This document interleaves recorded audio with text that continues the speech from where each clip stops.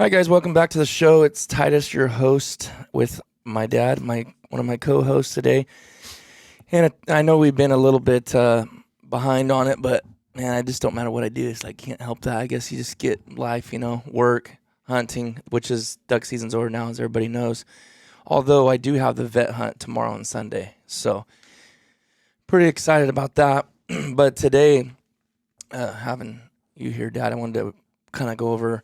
We've been talking about working out and stuff and what we've been doing. And I wanted to talk a little bit about and share with you guys what me and Thomas are doing as well and some other stuff. It's going to be pretty excited because duck season is just like, that's what the focus is. And 2 years ago, we didn't work out the whole duck season. We've never done that since I started religiously, which was in 2013. When I say religiously, I mean no time off, no breaks, like solid. So that's, actually I'll be going on nine years in June that I've been not one of the show up in January and leave a month later, that kind of person. I'm talking about consistently from bodybuilding to powerlifting to all that stuff.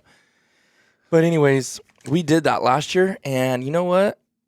Because I think our mindset is like when you get in the gym, if you can't be consistent at, then you're wasting your time. But I think we come to realize that's not true. Like if you can just be in there once a week, it's better than not doing anything. Mm-hmm. And I mean, we're doing quite a bit of physical stuff anyways, going into refuges. But I will say this, I definitely noticed a big difference in how when we were in the boat a lot, there's not as much physical there as when you're on a refuge pushing a cart, slitting all this gear, you're sweating. Muck in the mire. In the muck and the mire. And we didn't do that as much this year. We were in the boat a ton. So it does take a little bit of an aspect of that out. But for the most part, it was an awesome season. And we'll recap that. I really get Travis and Thomas in here, and we'll recap that with you guys. But I just kind of wanted to talk about the physical aspect of working out, in what we're doing. Maybe there's stuff you guys are looking forward to doing. I know quite a few people on here that listen to work out, or I know there's some powerlifters on here. Shout out to powerlifters out there that you guys always kind of speak up when we're talking about this. And actually, we're having my coach.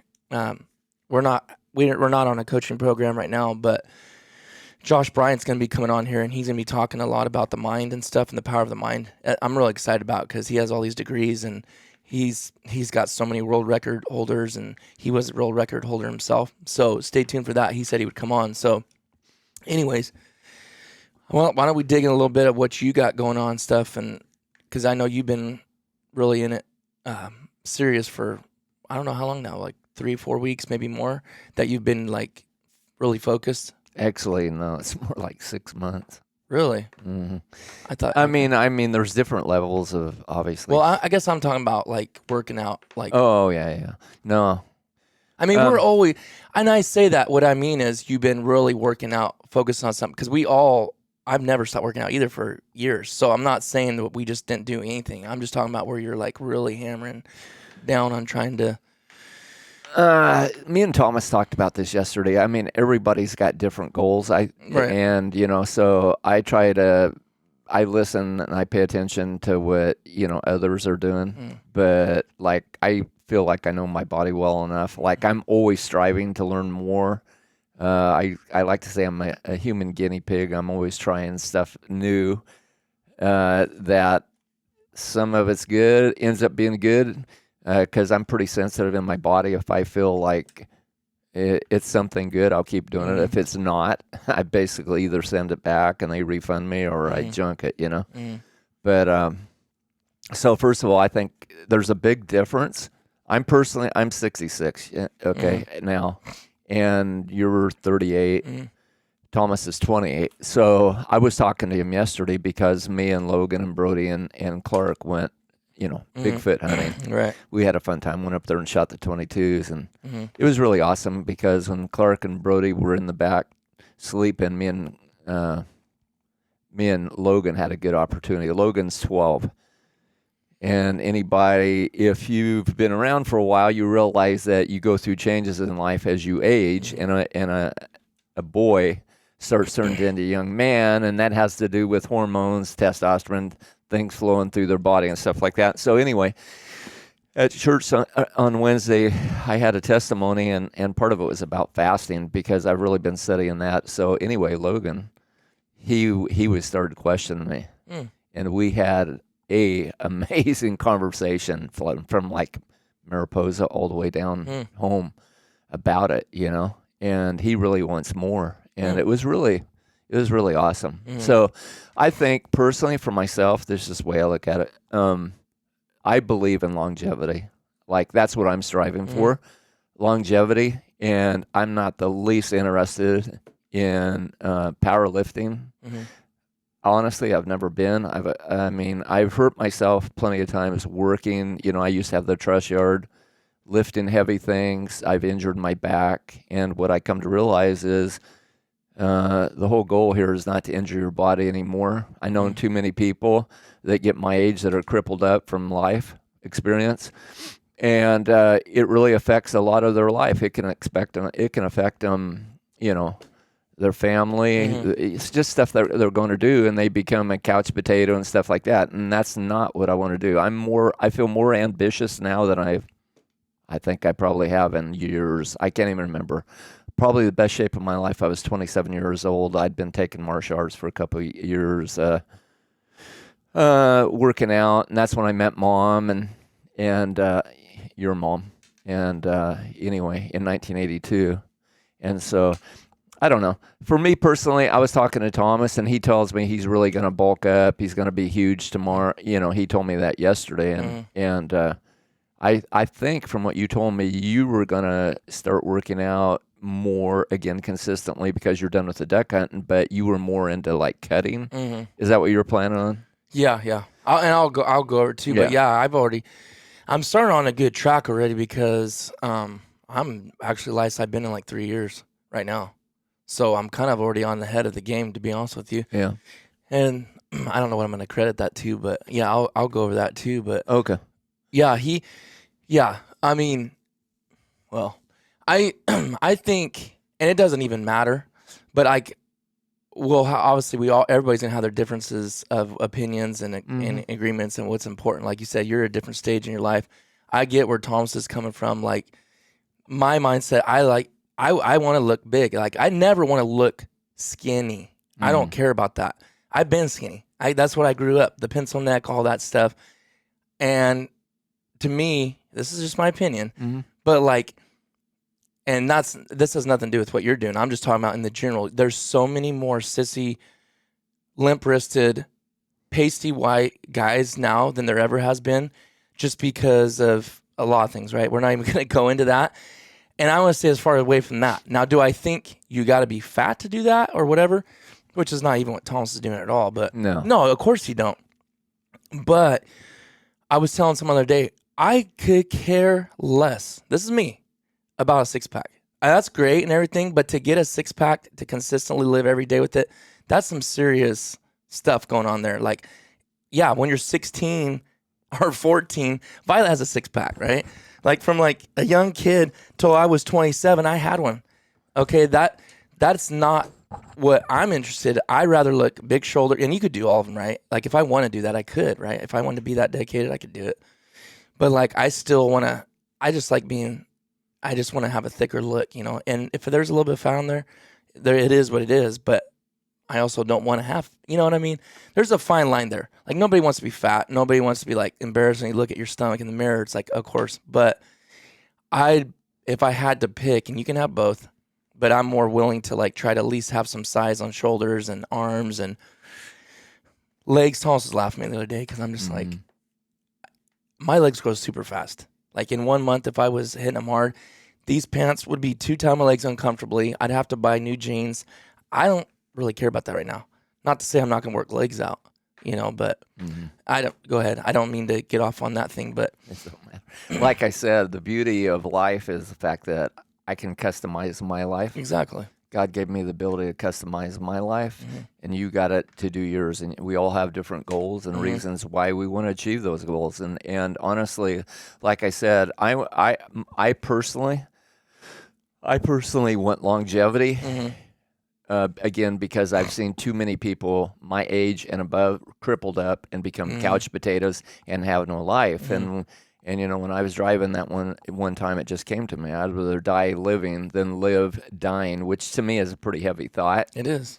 Because, you know, recently I went archery hunting in Arizona, and you know, Bobby was supposed to be going with me, but he called in sick, and I was leaving, I believe it was on a Monday, and he was going to be riding with me. And anyway, he called me up and said, man, I'm not feeling good at all. And I go, I don't want you in my vehicle. Don't, you know, so you ain't going with me. So so I said, I'm going by myself. And so I went to Arizona archery hunting, and actually I was there, I think 4 days by myself, gone back up into the mountains. And I know that there are people that like, well, that's stupid, you know, you're hurting yourself. The beauty of that place where I was at, though, I actually had cell phone reception. So if something did happen, you know, I could, and I tried to do my best. I gave Mom my, like, the location so she could track me, and I think I did YouTube. So if something did happen or whatever, I'm not being stupid, but obviously you're being more cautious, you know. And so here I have I have 7 grandchildren, and when the opportunity arises, I want to be able to go with them, keep up with them, not be a drag on them. And I know that takes health, and I know I could go through every part of my body and tell you every injury from the time because I played sports, you know, first of all with my older brothers and cousins, and just that whole thing of different injuries, you know, from my ankle to my knee to my back. I could go through every one of them. So what I realized is there's a weak link in your body. And to me, it's not worth keep re-injuring my body. And honestly, I'm being so truthful right now about this. I literally feel so amazing, so good, so alive, so passionate, so driven at 66. Like, I can't even tell you the last time. I mean, I probably was, I don't know. I say I was in my 20s, 30s that I felt this driven and motivated and, you know, inspired and healthy and strong. And like Brother Hilton always says, you know, your life could be on a banana peel. You know what I mean? You never know your point in time. But I'd rather die living than live dying. And there are people, you know them, I know them, that have become armchair quarterbacks. And in my opinion, at a relatively young age, because when you're in your 60s, 70s, don't sound that old. No. And in a lot of cases, in most cases, it was poor eating habits, drinking the wrong things. And I'm talking, you know, hey, for whatever it's worth, sodas, okay, that are high sugar content. Brother Sose lost, like, I believe it was 40 or 50 pounds. That time I went with him, I love him. And I kind of put the guilt complex on him about the sodas, because literally he was drinking a Pepsi all of our trip through Mexico. And he lost 30 or 40 pounds. He said, all I did, brother, Just quit drinking sodas. Quit drinking sodas. That's all he did. And so that's a lot of sugar not going into your body. So what are you doing? I want to know what you're doing. Okay, let's start with this first. Let's start with, what are you doing physically right now? We'll go into the other stuff in a minute, but like are you doing weights? Are you just doing cardio? Are you doing like you know, isometrics? Are you doing what are you doing right now for that part of it? All of the above. Okay, so my opinion, for whatever it's worth, is the fact that, you know, your body, obviously, that's why you're switching things up as you're working out through the week, right? But your body gets adjusted if you keep doing the same thing over and over and over, right? So because of the injury to my tendon back many years ago, I would love to be running I mean, like I would like to do the hit where you're sprinting, and then you're walking, like the 60, then you're 30s. sprinting. So instead of doing that, because I know the potential for injury in that ankle, I do it on my bike. Yeah. So Still hit. You can do that with anything. Yeah. So I'm riding my bike on the bike path. So you're not a stationary bike. No. Okay. I'm on the bike path. Okay. And how many days a week are you doing that? What I do is like usually walk the bike path, and then I do things. I try to mix it up all the time. I added a jump rope. I don't have a setup like you, obviously, because I'm not interested in that. But I have. You can actually work a lot of body parts with dumbbells, and so I do a lot. I do a lot of sit-ups. I'm doing all kinds of. I do stretching exercises big time. I do. I'm just telling you. I believe it's 100% the reason I feel like I feel is because of fasting. I really believe that I've done. When I did the 40-day fast, it's actually in 2015 that I did that. This morning, the reason I was a little bit late is because I was reading a journal that I had during that time. Amazing. Spiritually and physically, what it can do for you. How, if you give your body a rest, it's a major thing. There's actually a guy named Dave Asprey. He's the CEO of the Bulletproof plan, coffee and all that stuff. And he says some pretty interesting stuff on there. But how I all started that was a book I was totally inspired by, because it was a book like out of the 1940s. And I didn't even realize the health part of it at that time. And I've done health seminars. I was what they call a nutrimetrics consultant. I've worked with doctors on natural forms of product, teaching them systems, showing them supplements, that kind of thing. But for me personally, it's all about longevity, saving my joints, saving my ligament, And so what I'm doing is my first thing was I was all about inspired to cut weight. To me, I want a six-pack. I want a six-pack, okay? So at 66, having a six-pack and being lean, I'm not talking skinny. I'm slim, but I still probably have 1 pound to lose, maybe, and that I want to lose. But I'm also, at the same time, it's not like I'm starving myself, okay? I'm just eating really clean. I would say I'm definitely not 100%. I won't say that. But I bet you I'm close to 90%. And the beautiful thing is I'm constantly researching, and I've come on something I feel like I'm super excited. I've been doing it for like 5 days, and I'm super excited about it. That I just told you about, that L Beba. If you get a chance, check out L Beba. How you spell that? L space BAIBA. Okay, it's something. Check out Mitoburn, because they actually patented their product, and it's in a supplement I'm taking right now. But what happens is, from what I've read, it actually L-Beta is released in your body when you exercise. Well, this particular product actually has a patented form that's very absorbable, that when you take it, it's as if you're exercising. The same release. It works in your body throughout the day. All I know is I'm 5 days into it, okay? I don't want to jump on it, too much, but I feel, like it's doing something. Is it meant to give you energy, or is it just... It's not about the energy. What is it for? It's actually, from what I understand, it's as when you're exercising, okay, muscle dictates your metabolism, right?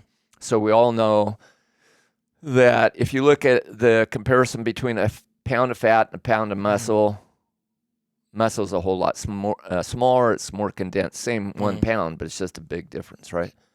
But this L-Beta, from what I understand, it simulates exercise. So all the good things from exercise is actually happening. This supplement is releasing in your body. So, and one of those is burning fat, because in my opinion, okay, there's good fat and bad fat, okay, but good fat, let's say an avocado is good fat. Okay, bad fat is taking, oils like, different vegetable oils and that kind of stuff. And so what I'm saying is this particular thing is about simulating exercise in your body to stimulate your body to burn fat. And so how many days a week are you working out?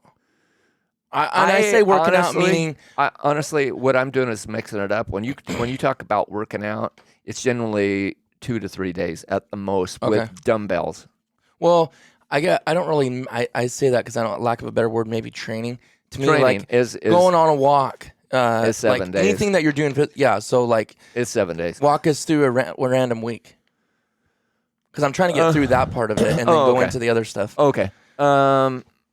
Okay, so on Monday, it don't have to be. I know it's not regimented. You do whatever, but like just walk through a week. Number one is I am so about mixing it up. Okay, I'm always mixing it up. So Monday, say Monday. Let's just say it's Monday though. Monday. Let's just say it's Monday.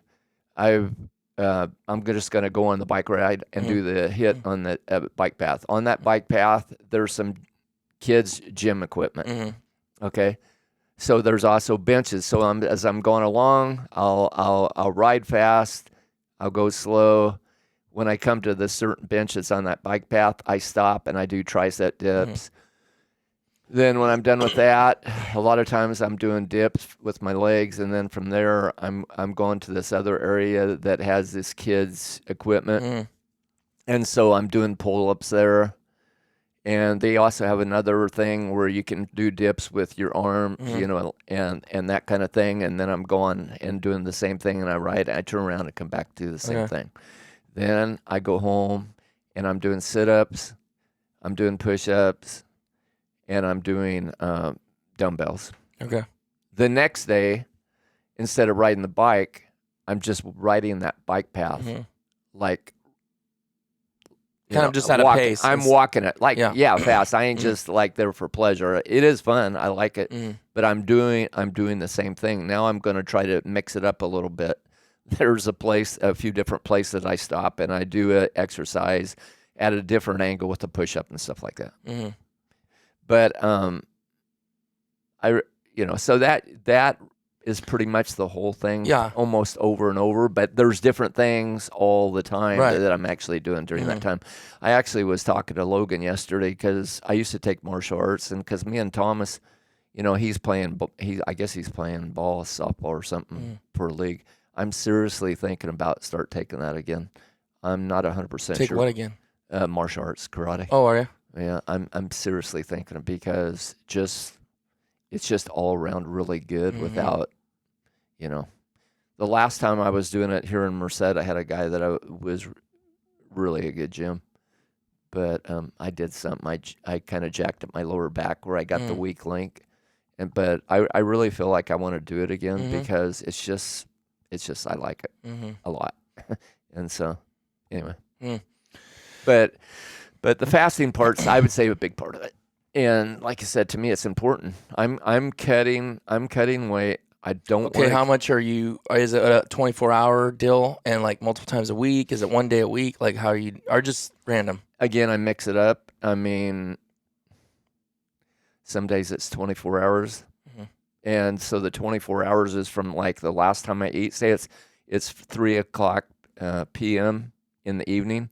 A 24-hour to me would be a 3:00 the next day. That's a 24-hour. And 2 to 3 day, it's kind of interesting because there's a hormone called ghrelin, and that's actually the hunger hormone. So I know there's, Dave Asprey talks about, he was super obese, and he talks about all the challenges that he went through. And he did his book, man. It's a pretty heavy book, but what he went through to actually, he calls himself a biohack. He was really into computers, and he learned how to hack his body so that he could actually start losing weight. Then he created the whole Bulletproof Coffee. But anyway, I bought his book, Fastest Way. It's not what I would call any kind of a spiritual book, but it's anyway. So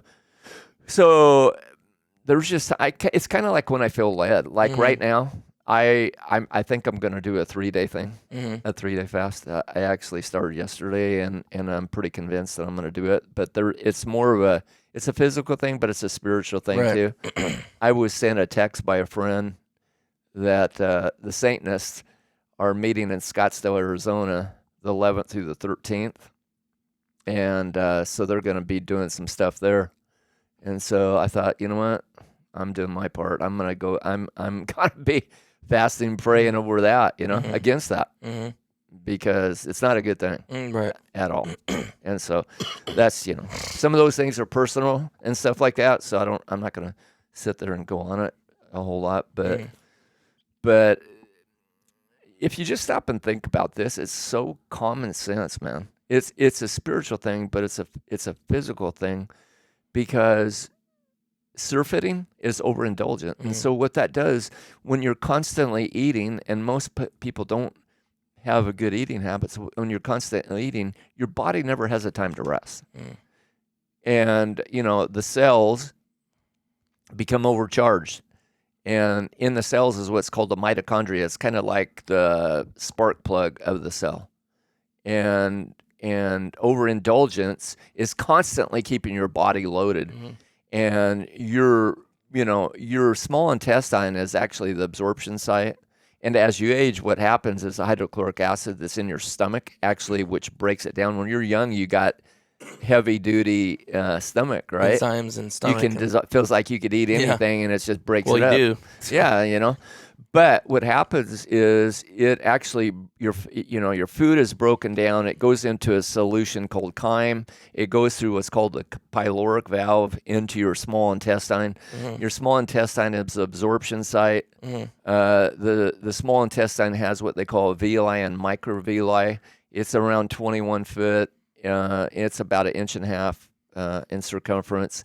And they actually say that if you stretched it out, it would be the size of a singles tennis court, which is pretty crazy. It is crazy. Yeah, it is crazy. But anyway, that's where the absorption is. And so when you're eating things, let's just say bread, okay, and things like that, pastries and stuff like that, it's really hindering the absorption of any nutritional thing that might be there, right?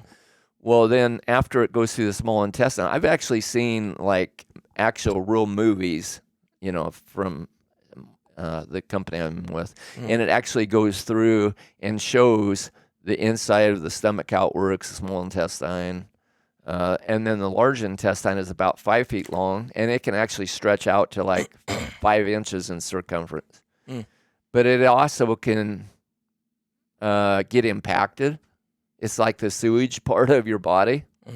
It's putrefied. And obviously, you want to have 2 to 3 eliminations a day. Yeah. And most people, I know people that didn't have eliminations for 7 days. Dude, their body is so. When you say elimination, you're talking about going to the bathroom. Yeah. Oh, okay. Yeah, taking a dump. Yeah. So taking a dump. Yeah. So anyway, that's really important. And so blockage is not a good thing. But dude, when I did that 40-day fast and I did the enemas that go along with it, I wasn't that overweight. I went from 196 to 149, and so that's over in 40 days. That's over a little over a pound a day. But I went through some major changes. But those enemas that I did, I a long time ago, I used to be a plumber, and when I was doing those enemas, I didn't use the little enema you get at a store. I bought one. I could see they're not going to work. Well, what I read about is the water bottles, the gallon water bottles, and then putting some lemon in it. And I did that, and dude, it was unbelievable. It literally is. I don't know if I should even say that. It is fine. People can skip it. Again, I was a plumber, and I did mostly new construction for the company I worked for, so we never dealt with really bad sewage. But I'm pretty consistent. 2 times a day, at least, sometimes 3 times. Okay. But what happened is when I did that enema, it literally smelled like the sickest, most putrid thing you could ever smell. Like sewage that had just been built up for a long period of time. And coal black. During that time, I hacked out stuff out of my lungs, black. Really? Like the stuff that mucus, loogies that come out. But black. Huh? Literally black. Little black. I showed Mom. I did it in I've never, It was terrible. I actually took a picture. It was bad. And so honestly, I don't know what I possibly was. And that was from like, okay, I see the enema. That's a whole nother thing. But coming out of your lungs like that was just from fasting. It was just coming up, huh? Did you get, I mean, obviously you're probably physically not feeling very well. You have, dude, you go through so many different things. Probably psychologically too, I'm sure. Oh, because obviously you're not even hungry no more, I'm sure. But at some point. Normally about 3 days, that kind of goes away. And then it becomes more of a habit where think about it. Most people, what have you ever been told? Oh, morning, noon, and night. If you go back historically from everything I've read, that's so far from the truth. What should really be, we as gatherers and hunters, you didn't eat every day. No. You didn't eat morning, noon, and night. That's all. Well, not trying to cut you off, but I'm going to send it to you. What it was is there's this African tribe member and a baboon on his back. And this thumbnail I watched on, I don't know, obviously that drew me to it because I was like, what in the world? Because, he has it over his shoulder and the baboon's face is like right here, it's dead, obviously. And it's some African tribe that there's only 1,500 of their tribe left. And that's what they eat. They're hunter-gatherers. And they'll go, well, we don't eat today. They hunted and they struck out. They don't to the next day. And it's like, what do you think they look like physically? They're lean and mean. And they run to that bear. I mean, they're just animals. And I don't mean that with pun or anything. I'm saying like they're beasts, like they're hunting and they're hunting they hunt these baboons and they're have to straight up using every sense that God gave us to be smarter than these because those things are so smart and they're using bows. Like homemade recurve with poison on the end. It's an incredible. I mean, you hear and see and read about it, but this guy had channel and they like kind of let him in and be with him on that stuff. And it's just like, man, I was talking to Thomas, I was like, we're such a lazy, I mean, when I say that, I mean, like, there is lazy people. I know we work and all that stuff, and I'm not saying we're lazy, but I guess we've almost become weak, technically, right? Because of the process of, what would you call that? Not growth, but the process of getting smarter and doing things in a certain way. But the problem, most of that's all processing, right? Like how you process the chicken, how you process the beef, all that stuff. And it's just like, man, I mean, we would adapt because we're here. God made us that and put that in us. Like what happens when you go in the mountains and stuff, your senses become heightened. You see better, you hear better, you smell better, That's so funny because honestly, when I was going through that, ask Mom. I was shooting and killing everything. I remember when you were. It was like a lot of rabbits. I mean, we lived on 10 acres, and I had rabbits and I had doves, and literally, your sense, like you said, is so heightened when you go out into the woods. But that particular stretch of time, I never ate them. I put them all in the freezer for later. But it wasn't because I was even hungry anymore. I mean, I went with Mom several times to the restaurant while she ate, but I never did. And honestly, I was never even tempted about it because I felt if you heard the whole process, what led up to my decision to do that, you'd probably understand it. But my point is, I actually, when I went hunting in Arizona too, I decided I'm going to be fasting too. And the reason dude, you get your senses get way heightened. When I started breaking that fast, the first thing I put, because it's very, very, very important on any kind of extended fast to break it properly. You want to hear something spiritual? this really hit me. So when Jesus fasted 40 days, he didn't do any miracles that's recorded that I can find until he did his 40-day fast. Then when he did the 40-day fast, who came to him at his weakest point and tempted him? The devil. What was one of the first things, if not the first thing he said? Turn those stones, if you be the Christ, turn those stones into bread. And what did Jesus say? He says, man cannot live by bread alone, but by every word that proceedeth out of the mouth of God. Right? Okay, I believe there was a deeper level than just doing that particular scripture, because here's the deal. He was human, but yet he was God. So the devil, I believe, also knew, just like Jesus knew, that if he would have turned that stone into bread, which he could have did, I believe, and he would have ate it, chances are it would have killed him. Because if you come out of a fast wrong, you can have major problems. Major problem. A 2-day, a 3-day, but the more it gets extended, I mean, think about it. Your stomach is basically renewed. It's changed. Right. You cannot eat heavy food at all. When I did that 40-day fast, the 41st day, I actually took, an orange, squeezed the orange, and was going to sip on it. Dude, that was my senses, my taste buds were so literally sensitive, I couldn't even drink it. It's never happened in my life before. I would sip it, and I told Mom, like, whoa, I can't believe how strong this stuff is. I watered it down to probably at least half, and it tasted like normal orange juice. And I've squeezed orange juice. I've done raw stuff. I do that stuff all the time. I'm pretty. Your body just acclimates. Dude, it's. Think about when you get enhanced, like you can't even believe. Because I know in your life you drink sodas and all that stuff, and you would go maybe you'd go like I don't know how long not drinking it, and then you drink it and you'd be like, this is disgusting. I've seen lots of people do like, why do you even want to drink this? Yeah, it's like you're. And then what happens when you're drinking a lot? It's not even that good anymore to you, right? Think about the power of addiction, really. I mean, it's like you're almost drinking it. I've went through stages in my life where I've drank so much soda, it's like, this doesn't even taste good anymore. Why am I even drinking this? And you're like drinking it. You're addicted. Yeah. It's a habit. Just like you're saying, eating food, breakfast, lunch, and dinner. Yeah. If you go back to those roots, that's not how it was ever designed. Guess what else? Pharmaceuticals haven't always been around.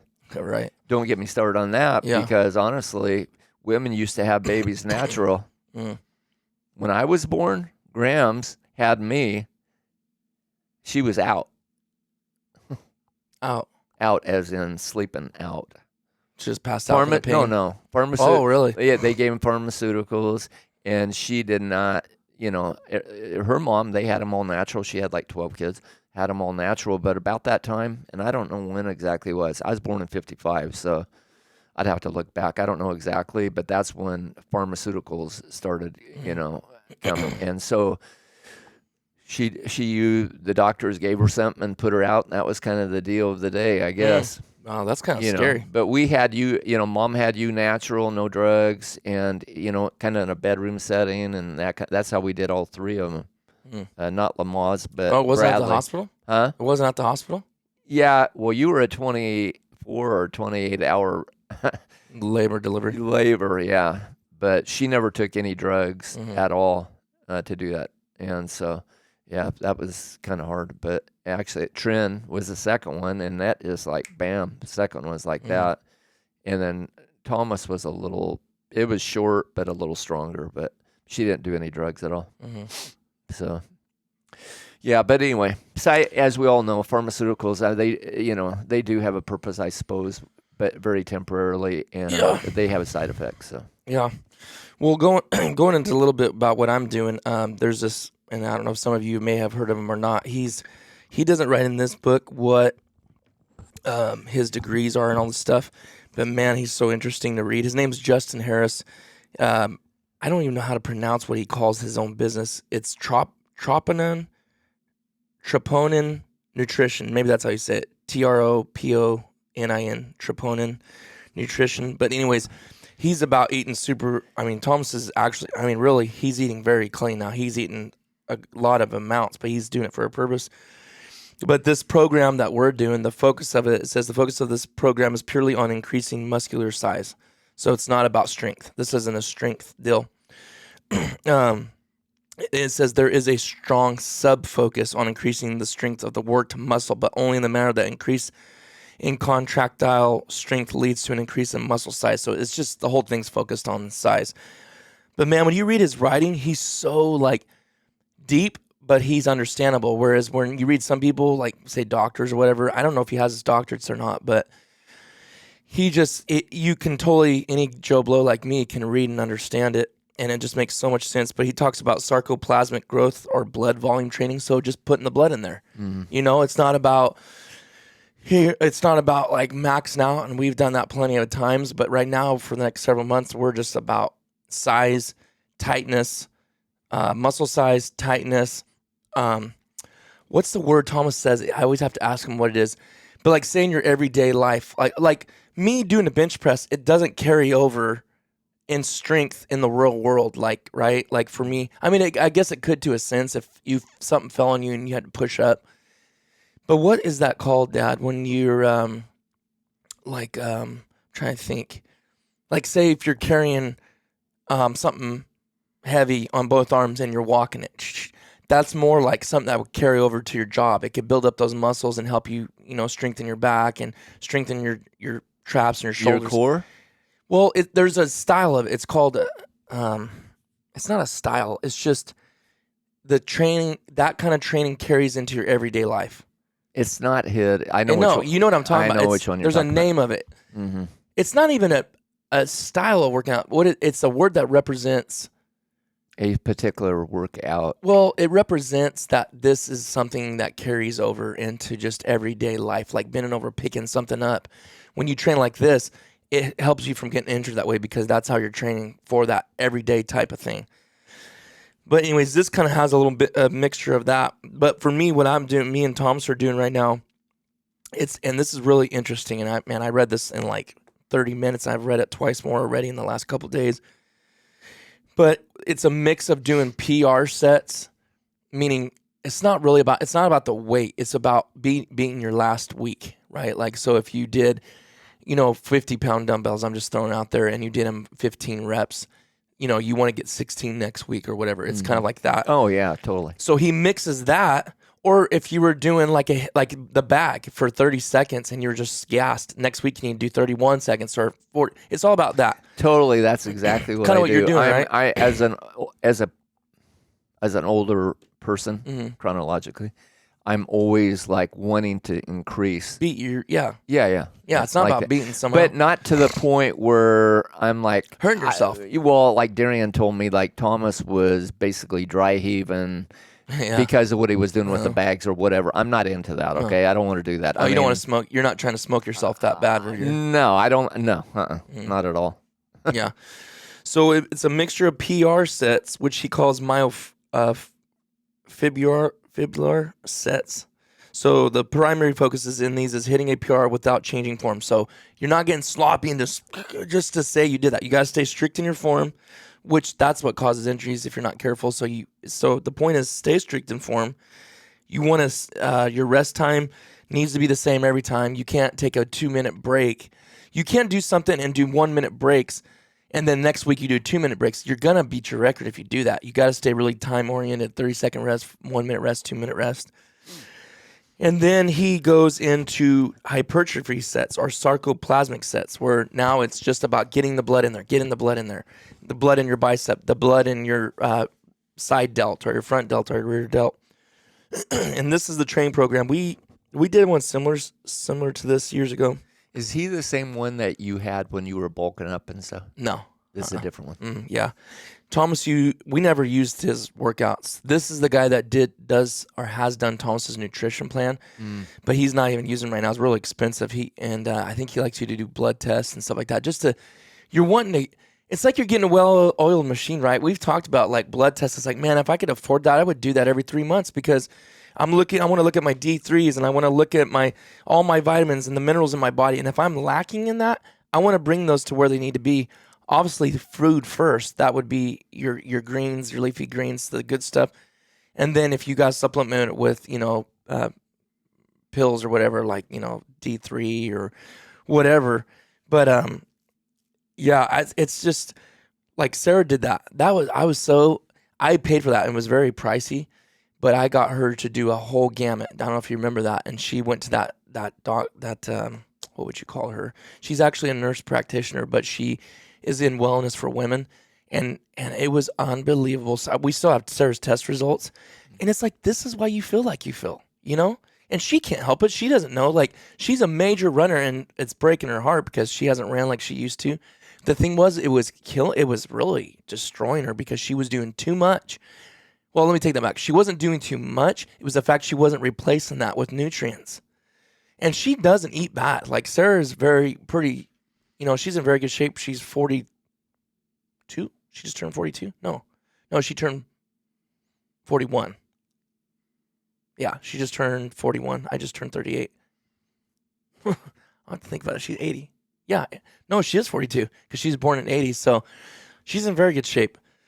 And that just really bummed her out. But what it was, she was not replacing that, And when you run, I can't even remember. She'll probably be like, I was running way more than that. But let's just say, I don't remember if it was 50 to 60 miles a week or whatever, maybe 70. It was a lot. Like, it was a ton. She would track it.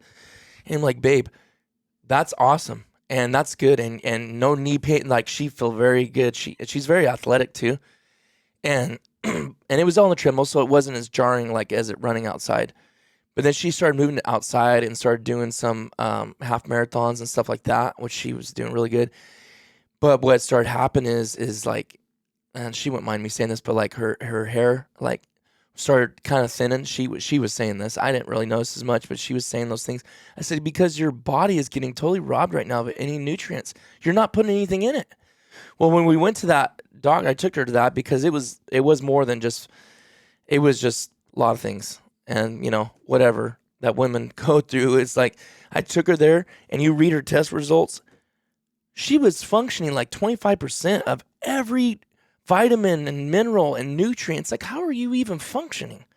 Not sleeping good at night, but being exhausted all the time. It's like, how's that? I mean, think about all these things. And if you can get all those things, all those numbers, I got off on a tangent, but if you can get all those numbers to where God designed them to be, I mean, you feel like a freak, really, and I know what you're doing with fasting is a huge factor and all that's like, so biblical, but what I'm saying is we started this and we had never stopped this duck season. We didn't stop working out.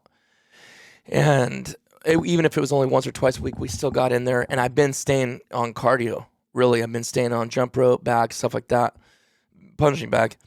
And we started this. And man, Thomas called me this morning because he went to the gym because we have our home gym, which is all you ever need there. I mean, like you said, dumbbells, you can do 1,000 workouts. Literally, you do not. In fact, you don't even need dumbbells. I mean, you can do isometrics. Yeah. Is some, what's funny about I think I told you about that. I told Thomas for sure. But so I'm 66 and I have a brother. He's either 76 or 77. My oldest brother. But I grew up in Oregon, and it's funny because anybody that's been around a little while, they've heard the name Charles Atlas. Well, I was a little kid, and I always looked up to my older brother, right? And anyway, he got a mail order envelope from Charles Atlas because in the day, Charles Atlas, if you look at him, his whole thing was he was promoting isometrics. And that guy had a great build, So I remember being a little kid, and when he showed me Charles Atlas and how he's different exercises with isometrics, and so that goes like way back. I forgot all about that, and so that's another thing I forgot to tell you that I'm doing also is I'm doing different forms of isometrics, like when I'm driving even. What's beautiful about that, you can do stuff like that when you're driving. Right. If you drive, like I drive a truck, say 4 days out of a month, I'm doing it. As I'm driving, because sometimes I get a little sleepy or whatever, but I'm doing that constantly. Like ab crunches, like as I'm sitting there and handlebars squeezing, I'm over my head pulling, like as hard as you can on objects and stuff and pushing. And that's what I'm doing also. Isometrics too. Yeah. Isometric. And we've done so much of that. It's funny because when you said that, where if we had heard about it, it's like we have done so much of that with Josh Bryant in certain parts of workouts. It's like it'll get you like You'll burn. Oh man, if you You'll do burn. it right and you time length and all that stuff, yeah, you'll be hurting. But just to kind of give an idea of what we're doing, and it sounds like a lot, but it makes so much sense because, like, I'll go through it real quick for you guys listening, and we'll probably wrap this up here in a little bit. But day one is push one. I'm going to say it real quick, the whole split. Okay, it's a training split. Day one is push one. Day two is legs one. Day three is off. Day four is pull one. Day five is push two. Day six is off. Day seven is legs. Day 8 is pull two. Day 9 and 10. Day 9 is off, and if you need it, you can have 2 days off there, and then you start that over. So you're always going to be working out on different days. You're not going to be National Chest Day is Monday. Everybody knows, you go to the gym on a Monday, you're going to be fighting for benches because that's just what everybody does. But this is always rotating through. But what I like about this is because I remember working out so hard for the first couple years, didn't know what I was doing, trying to follow other people, find different things. And like you said, you start learning your own body. I know what works for my body. I know what doesn't work. I know what workouts I won't do because it may hurt hurt something, my shoulder or whatever. But then I know the ones that just really cause growth. And, but what he does here makes so much sense. I'm like, you basically got to be on roids to hit the same body part twice a week, right? Like your body doesn't heal that. It's not meant to heal that fast. Well, I shouldn't say it's not meant to. It's how you do it. Well, what he does on day one, which is push one, because there's 2 pushes a week. There's 2, when I say a week, actually, it's a 10-day window. So there's 2 push days, there's 2 pull days, and there's 2 leg days. But what he does is on push one, it's chest and side delt, and the focus is hypertrophy. So putting blood in there. It's not about heavyweight. It's not none of that. The whole thing isn't anyways. And then the other part of that workout is front delt, triceps, PR focus.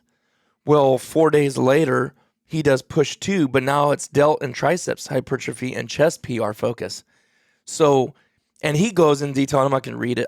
I may, if enough people are interested, I might do a podcast and read through this and let you guys listen to it if you're interested. Curiosity. How old is he? He is, and I think he's late 40s now. Yeah. Big guy. But he's really regimented. He's actually like 6-pack. He's a big dude, but he's so about natural stuff.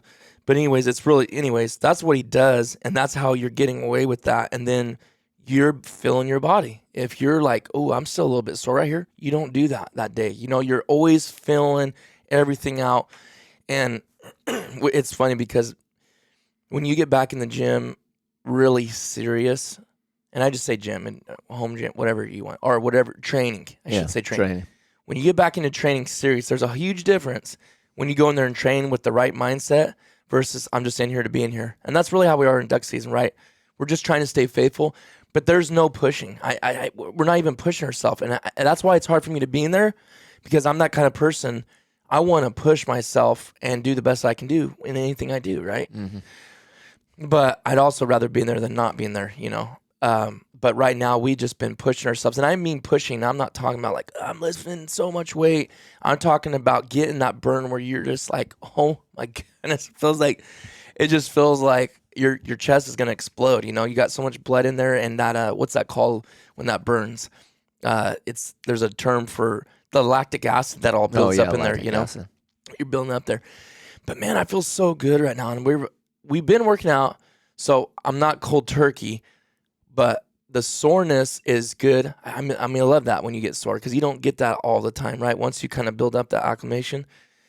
But just the pump that you're getting, and then 2 days later, it's weird how you're waking up I've known this for years just from experience, but like your just muscles are so full. You know, you wake up in the morning, you're like, man, I feel good.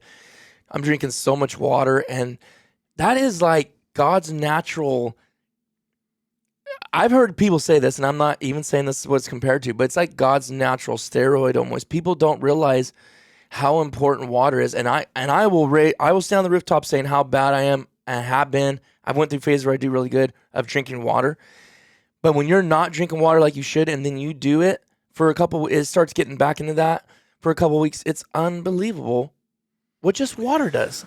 Your body's somewhere in the neighborhood of 70+% water, and most people are dehydrated. And that shows up. Even people that drink water and think they're okay, they ain't drinking. I guarantee they ain't drinking enough. And honestly, you look at some of the UFC fighters, they're not guzzling water. They're not guzzling water at all. They're swallow. When you're fasting, actually, if you the hunger pangs are usually only 30 minutes for most people. 30 minutes, and after the third or fourth day, it's going to be gone most of the time. Now it's just a matter of habit, right? Like I say. But why did I even say that? I forgot. I don't know, because I was talking about water, and you're talking about water. So being hydrated, but a good percentage of the people are dehydrated because. And here's the question: if we're like that, how is your brain going to function right? How are you going to be sharp? I'll tell you this: when I went to basic training, stimulants. Yeah. But even then, there ain't no way that's going to make you clarity like you could have. But, I mean, there's obviously more than that. There's sleep, rest, all that stuff. But I'm just using one example of water. And what was I going to say about now I lost my train of thought. Oh, in basic training, there was nothing but water, right? No Gatorade, no nothing. They didn't allow anything. It was straight up water. And I was telling somebody, I don't remember who it was, talking about what they would do to us every night. And when you haven't been drinking water and you start drinking a bunch of it, you're peeing like every 20 minutes, 30 minutes. But when you've been drinking it for a while, 4 or 5 days, that goes away because your body acclimates to what it's supposed to have in its system, right? And then you're not doing that anymore. But I remember having headaches for like 3 or 4 days in basic training,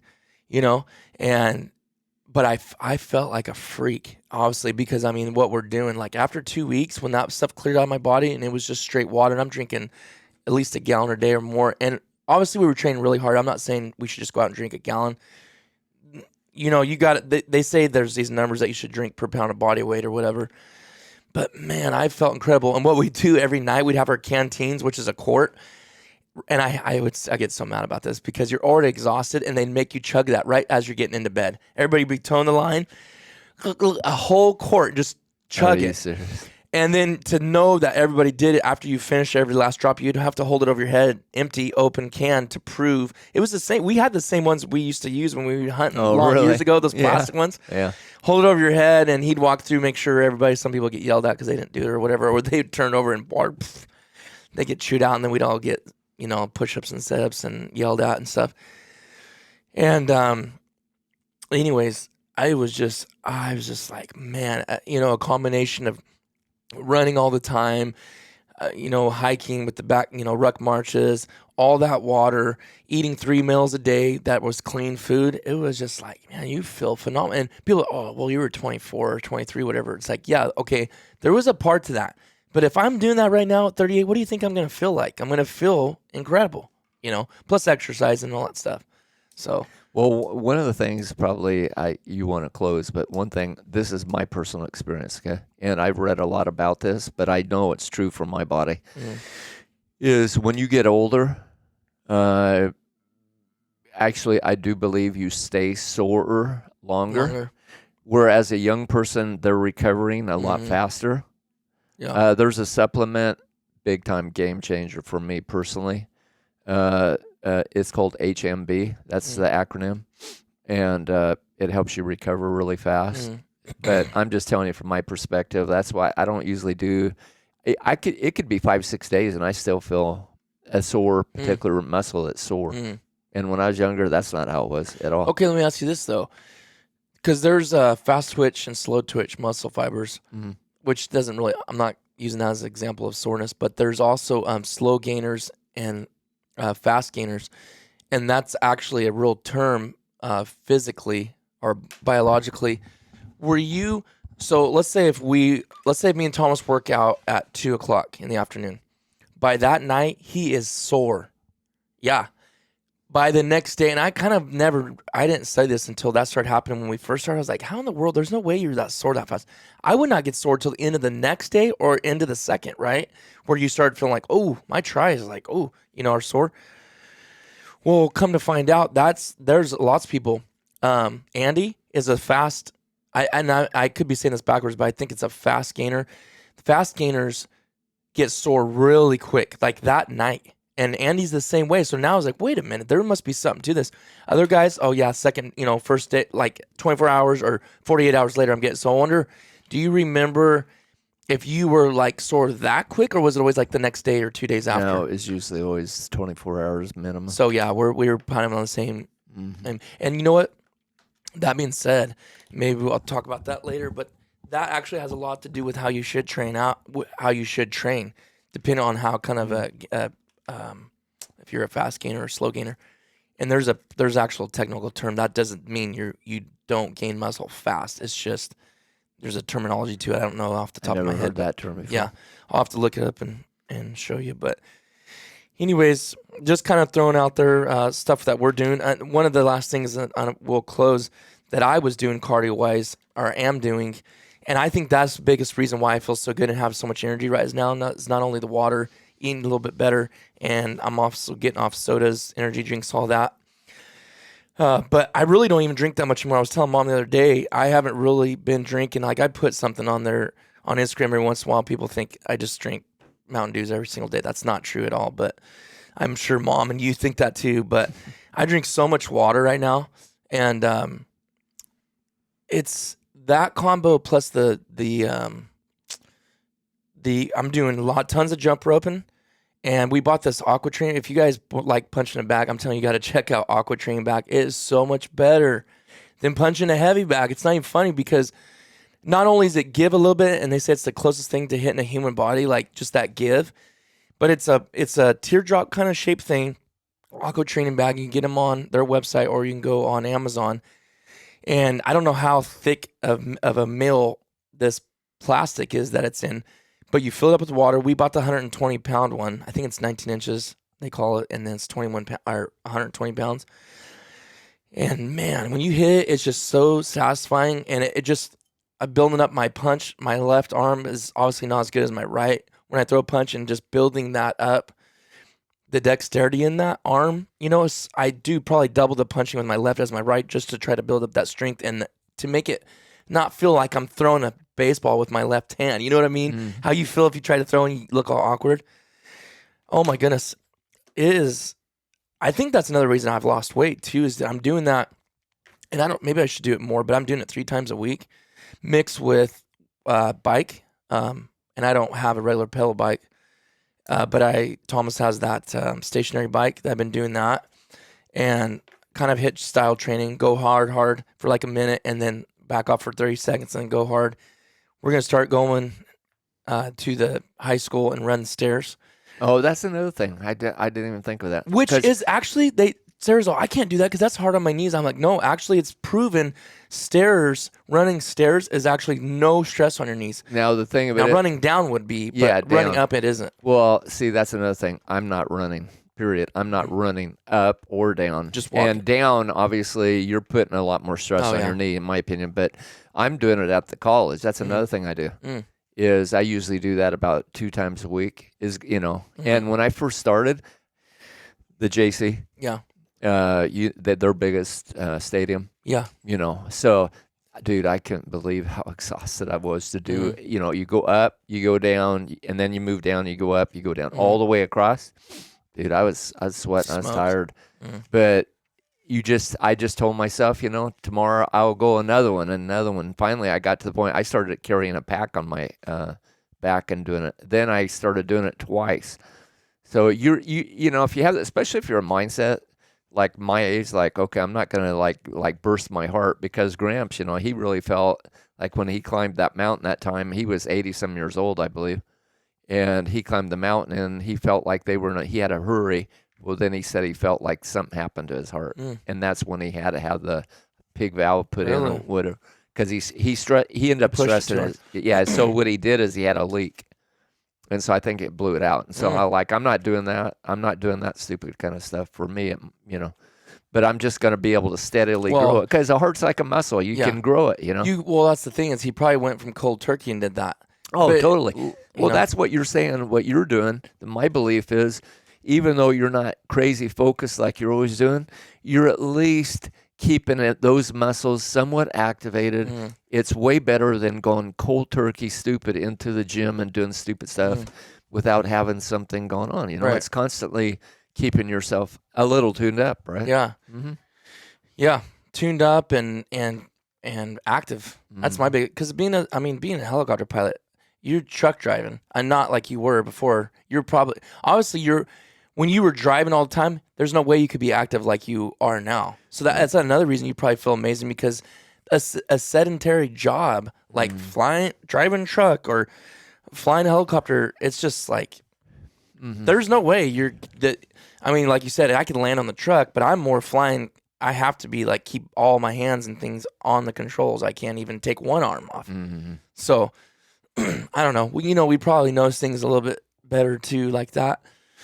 But I don't know. The whole thing is, like you said, longevity, and I'm not done. I'll tell you what I am done with. I am done with trying to be. So my goal, I hit my goals. My goal was always hit 315 on the bench press. My goal was to hit 500 on the deadlift and 500 on the squat. Well, I got to, I can't remember what it was, 455, I think, 465. And that's not that much or whatever, but not everybody does that, right? But I've always had knee problems since I was in high school, young, and I think it's hereditary, to be honest with you. I know you had major knee problems. And I said, you know what? I don't care anymore about that. I don't care about that, because what it was doing, it's really hard. Back squats are really hard on your shoulders because you're sitting like this and all that weight, and even doing that, I can feel, just like, So I'm going to squat lightly to keep strength in my legs, hamstrings, quads, all, calves, like all, what else? There's inside muscle. What's that called? I can't remember, on the inside of your quad, but I'm going to stay in shape that way. But I'd rather it be something in shape, being active, climbing a mountain, than I would like, I did this. I don't care about that anymore. I still would like to bench more, but I don't care about that phase right now. I want to be, man, I wish I could think of that word. It's driving me nuts. I should text Thomas. It's a word that whatever you're doing in life, in the gym, cardio-wise, it carries to the real world. You know what I mean? If I was to, how I can train and run stairs right now, I could go hike a mountain, and I know elevation changes things, but I could be that way and be fine and not cramping up or hurting so bad the next day. It's something that carries over in your everyday life. Is this a specific training? Like it's not a training. It's literally, it's going to drive me nuts. Well, when I say training, it's a style. Like I'm talking those guys that are pushing the tires, big tires over, pulling things. Kind of, yeah. It's that one, huh? Yeah. I can't think of the name. You know what I'm talking about, though, right? Yeah, I know what you're talking about. And it drives me nuts, because usually people listening to this can think of the word and they're yelling at the the radio, and I'm always getting, you guys always help me out and comment and say what the worst thing is. By then I always remember anyways too. Well, I mean, think about this. So you're 38 and Thomas is 28. Think about the fact that he's almost 6'3" and you're somewhere, 5'11"? You're, everybody's got different body styles. And probably he's 6'3", you're 5'11", your arm's shorter than his arm. Your arms being shorter obviously is going to show muscles bigger for yourself personally, I feel, than somebody that has longer arms. Like I've got, we were just talking about that though. I've got longer arms, and unfortunately, one of the weak areas is my wrist, as far as size wise, But I'm thankful. It's like, you know what? That you saying that, we just had this conversation yesterday. The difference though between a short arm and a long arm, like say take Barney for instance, he has the shortest between his elbow and his shoulder is like the super short. like you said, we can probably make our arm look bigger quicker than Thomas can because he has a longer bed, a muscle bed in his bicep or his tricep. But I think Thomas's arms, when he puts on, he can put on less size to me, and his arms look better than mine do, in my opinion, because he's got just that long arm bed and relaxed or whatever. To me, it looks better when he puts on size than mine do. Because the reason why I'm saying that is because the distance between the elbow and the shoulder, that longer bed for that bicep muscle, it doesn't look squatty, if that makes sense. Yeah, I know what you're saying. Do you understand what I'm saying? Yeah, but ours can look just like a bulk instead of right. like, oh man, like that's a bicep, right? I mean, 6'3" is a good height. I like that. You know what I mean? But what I'm saying is, if you was to measure your bicep, your bicep, like you said, is closer from your elbow to your shoulder, is closer. Right. So I feel like reality, your muscle, because it is shorter, chances are it's going to be bigger. No, right? I agree with so you. his is stretched out. I'm saying his looks better, in my opinion. A longer muscle bed looks better because this can look, he can have more of a cut look because it's longer. Mine, it can grow, but it's so tight in that thing. I got you. Measurement wise, okay, it's bigger, but it don't look the same. I think in my personal opinion, I like that look better because it kind of is more defined. Is she gonna be able to get out? I don't know. She backed into my truck the other day. No. And she's on the phone. Well, this was like a year ago, but she backed my truck into Travis's truck. Yeah. But anyway, yeah. So women aren't the we're greatest. all given different things. The beauty is we can customize it to our body. You know, that was what way works for longer us. than I was planning on doing that. Yeah, but, it seems like it went a little bit. Yeah, so it's hard to not keep going about it. There's so many different things you could talk about. Probably could cut this into two, to be honest with you, but maybe I'll do that to get more out of it. But appreciate you guys listening in. And now, I don't know if you guys knew this. I don't know how many of you listen on Spotify, but you can actually go on there and rate the podcast. So if you want to do that on there too. Actually, I know a lot of people must have noticed that because I already have a bunch of ratings and stuff. But also, no one really answered me, and maybe not this time. Maybe I need to do the beginning of the episode when the majority of people are still listening. Maybe people aren't finishing it, but write in on Instagram or Facebook Messenger or email. Let us know what kind of episodes that you want to hear about, like as far as topics and stuff. Let us know. Also, I'll just let you guys know now. I was kind of trying to keep it on the down low, but that's been for 3 months, and I still haven't done it. But Bo Brooks is going to be coming on the podcast. He's for Higdon. He's an incredible caller, duck caller, turkey caller. Turkey season's coming. We all know he works for Higdon and Momarsh. Kyle Jones with Diabomb is going to be coming on. I got so many people that are all agreed to come on. What's his name? The chef, the cook that we've had on before that you guys just absolutely loved. He's coming back on the podcast. He hasn't been on for a couple years, unfortunately. I've been kind of slack on that. If I can remember his name now. He did that book, Duck, Duck, Goose. I just had his name literally, and I just forgot it. But anyways, he's going to be coming on the podcast. And like I said, you guys are probably like, why don't you guys do these when, in the season when it's duck season? But the thing is that we're all hunting hard and we're all in this, and we just cannot link up our schedules. When I'm not hunting and want to do it, then they're hunting and out doing something, traveling. So anyways, really good guests coming up, and I'm getting very organized. I really want to get back to 2 a week. So thanks for listening, and we'll see you guys on the next one.